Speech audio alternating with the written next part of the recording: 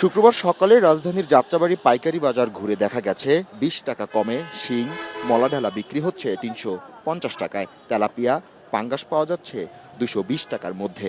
তবে ক্রেতার হাতের নাগালে রয়েছে কই, কার্ভ জাতীয় মাছ।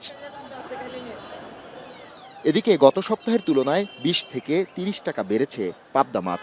কাতলা বিক্রি হচ্ছে ৪৫০ টাকা দরে, শোল ছোট ইলিশ বিক্রি হচ্ছে ৬০০ থেকে ৬৫০ টাকায়, আর ট্যাংরা মিলছে ৭০০ টাকায়, যে ট্যাংরা মাছ গত সপ্তাহে ছিল ৫২০ টাকা।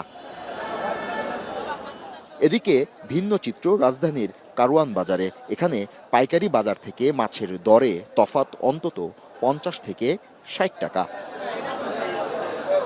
এ বাজারে ইলিশের কেজি ১৮০০ থেকে ২২০০ টাকা, বেলে মাছ বিক্রি হচ্ছে ১১০০ টাকায়, আর ১০০০ টাকার নিচে মিলছে না চিংড়ি। রূপচাঁদা ২০ টাকা বেড়ে বিক্রি হচ্ছে ৯০০ টাকা।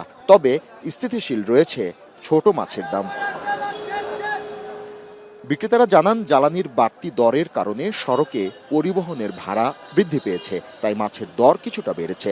মাছ মনে করেন বেচা কিনা নাই, কাস্টমার কম, কাস্টমার হাই দাম দা মাছ লইছে, অনেক কাস্টমারের মাছ হইতেছে না, চাহিদা কম। মনে করেন যদি এর দাম কম হইতো তাহলে মনে করেন যে বেচা বিক্রি বেশি হইতো। মাছের আমদানি সরবরাহ কমই, শুধু কম না, মাছ অনেক কম। আর সবচেয়ে বড় কথা, তেলের কারণে গাড়ির দাম বাড়ছে, গাড়ি ভাড়া বাড়ছে, সবকিছু বেড়ে গেছে। ক্রেতারা বলছেন, বাড়তি দামের কারণে চাহিদার তুলনায় মাছ কম কিনছেন, কাটছাট করতে হচ্ছে ফর্দে। ইলিশ মাছ দেখছি তো হচ্ছে ২৬০০, ১৫০০ আছে, ৯০০ আছে, এটা অনেক বেশি। এসে ভালোই লাগছে, অনেক ধরনের মাছ টাছ দেখতে পাচ্ছি, বেশ ভালো।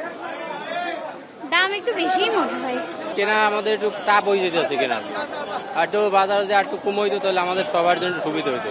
দরদাম বলতে কি, ওরা তো যেটা বলে সেটা দিয়ে কিনতে হয় আর কি, দরদাম করা যায় না, এখানে যা বলে তাই।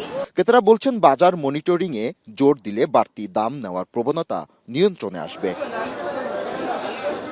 জাবেদ আব্দুল্লাহ, এখন, ঢাকা।